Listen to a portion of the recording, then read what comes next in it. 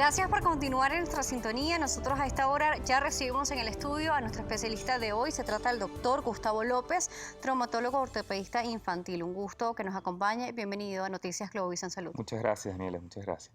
Vamos a hablar sobre la importancia. Habíamos un adelanto, pero queremos que nos explique y que le explique a las personas que se están conectando en este momento la importancia de poder realizar estas consultas a los niños. Debemos partir por hablar de que la cirugía ortopédica estudia ciertamente el sistema locomotor, y cuando hablamos del sistema locomotor no hablamos solamente de huesos, como muchas veces creemos, sino que hablamos también de músculos, ligamentos, tendones, y la conexión que existe entre la parte neurológica precisamente con estos músculos y estas estructuras blandas. De ahí parte que muchas deformidades pueden comenzar inclusive antes del nacimiento del paciente. Las posiciones intrauterinas que tiene el feto pueden generar unas malformaciones, las cuales deben ser detectadas en el momento del nacimiento. Algunas de ellas, como por ejemplo lo es la displasia evolutiva de la cadera, puede aparecer en el inicio de la vida, así como lo es el pie equinovaro, que es ese pie torcido, doblado hacia adentro, puede verse desde el primer momento de la vida, y son los momentos en los que debemos hacer los diagnósticos precisos para de esta manera comenzar con los correctivos. Inicialmente, cuando hablamos de pie equinovaro, podemos comenzar a tratar de forma ortopédica sin llegar a lo quirúrgico inmediatamente.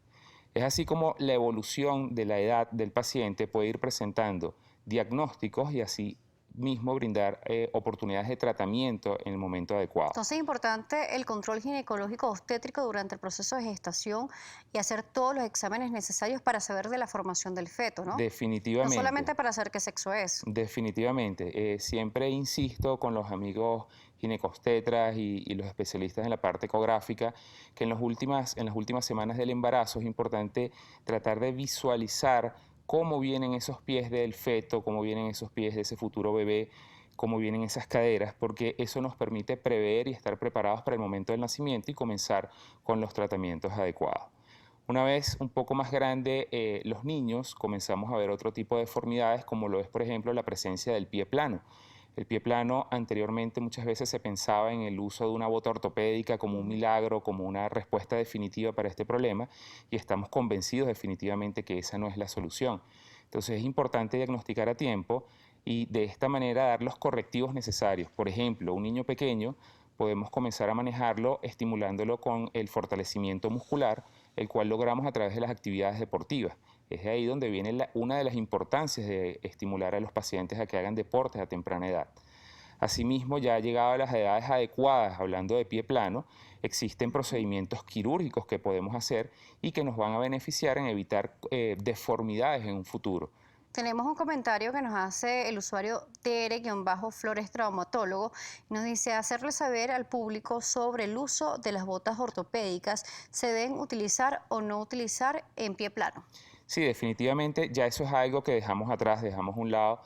Mundialmente eso quedó en desuso y como te conversaba, pues existen otras formas de cómo manejarlo, programas de fisioterapia para tratar de dar una corrección, fortalecer algunos músculos que están débiles en la presencia del pie plano y llegar a las edades adecuadas, que generalmente es la edad escolar, aproximadamente entre los 8 y los 10 años de edad, existen procedimientos quirúrgicos sencillos, breves, que dan una corrección definitiva para este pie plano y evita otras deformidades como por ejemplo son las alteraciones en la alineación con respecto a lo que es las rodillas, las caderas y la misma columna. Entonces sí hay solución. Sí hay solución, definitivamente hay una solución, pero lo importante es diagnosticarlo a tiempo.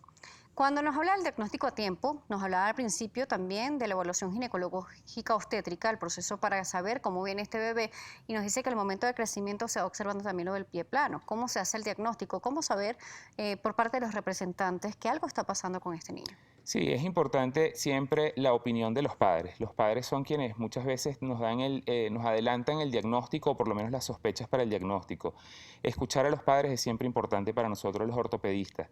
La edad ideal para comenzar a ver las deformidades como el pie plano, las marchas intrarrotadas es después de los 2 años de edad, cuando se supone que un paciente ya tiene una marcha independiente y pues comenzamos a ver qué cosas no están bien. En la evaluación, en la consulta con nosotros los ortopedistas, utilizamos una serie de aparatos, como lo es el baropodoscopio, donde vemos cómo es la pisada de este paciente y nos permite ver si tiene o no tiene huella plantar. El hecho de que un paciente no tenga huella plantar no quiere decir que ese sea el único problema.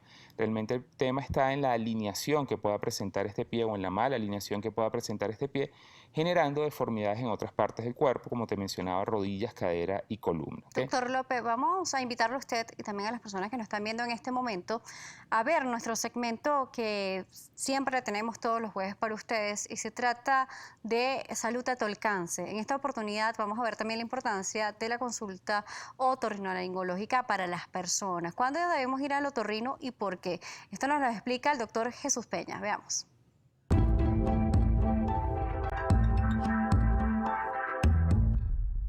Soy el doctor Jesús Peña Prato, médico otorrinolaringólogo. La otorrinolaringología es una especialidad que se centra en evaluar oído, nariz, garganta, laringe e incluso trastornos como el vértigo. ¿Qué afecciones podemos prevenir en una consulta de otorrinolaringología? Podemos prevenir en cuanto a oído, podemos prevenir la llamada hipoacusia súbita. En cuanto a nariz, podemos prevenir que un proceso alérgico o un proceso de hipertrofia de cornetes se vuelva cada vez peor y el paciente deba o no tengamos otra opción que sugerirle la parte quirúrgica. Entonces podemos prevenir a tiempo realizando un tratamiento oportuno y un tratamiento adecuado. Podemos prevenir inclusive algunos tipos de cirugía. Cada cuánto se debe acudir al otorrinolaringólogo si no hay ningún síntoma, dependiendo de la edad. Si el paciente es un adulto mayor de 60 años, si es un paciente que tiene algún trastorno tipo oncológico como algún tipo de cáncer, sí las consultas deben ser más frecuentes dependiendo del tipo de cáncer o del tipo de tumoración. Si es un paciente totalmente sano, con solo verlo y nosotros evaluar que no tiene algún problema o algún trastorno, pues no es necesario una consulta de forma regular. ¿Cuáles serían las consecuencias de no asistir a la consulta de otorrinolaringólogo? Vamos a dividirnos por los segmentos. En el caso de oído, si el paciente presenta una disminución de la audición o una hipoacusia súbita y no acude de forma adecuada o de forma oportuna, pudiésemos presentar una sordera del paciente. A nivel también del oído, si hay infecciones a repetición y el paciente no acude, estas infecciones pueden progresar inclusive a algún tipo de infección a nivel del sistema nervioso central, es decir, a nivel cerebral. A nivel de nariz, los pacientes que no acuden pronto a consulta pueden pasar de un tratamiento que sea simplemente médico a un tratamiento que lamentablemente deba ser quirúrgico. ¿Qué síntomas debe tener un paciente para asistir a la consulta otorrinolaringológica? Bueno, lo primero es, como un otorrinolaringólogo evalúa oído, nariz, garganta, laringe, voz y vértigo, por supuesto cualquier trastorno a nivel de oído, por ejemplo, sensación de oído tapado, dolor de oído, secreción por los oídos. A nivel de nariz, si tiene obstrucción nasal, si tiene sangrado por la nariz. A nivel de amígdala y faringe, sobre todo los niños, si sufre de amigdalitis a repetición, si hay trastornos de la voz, es muy importante, si hay un tipo de disfonía que dure más de un mes o 2 semanas, el paciente debe acudir con el otorrinolaringólogo para nosotros poder evaluar. Nosotros los otorrinos recomendamos que los oídos no se deben de limpiar con ningún tipo de cuts o ningún elemento, hay que introducirlo dentro del oído. Evite mojarse los oídos, evite hacer baños de inmersión, piscina, playa, río. En el caso de nariz, si hay problemas alérgicos como tal, debemos evitar pues lo que genere esta alergia. Si vamos a nivel de voz, debemos evitar hacer un uso excesivo o un mal uso de la voz. Por supuesto, hay que evitar el tabaco, el alcohol, que todo esto predispone a algún tipo de patología maligna.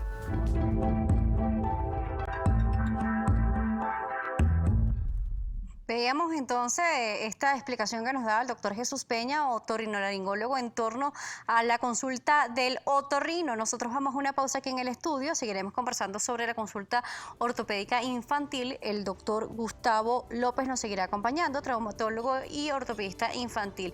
Los invitamos en las redes sociales a seguirnos por @salud_gb y por @DanielaJSaras. Ya regresamos con mucho más.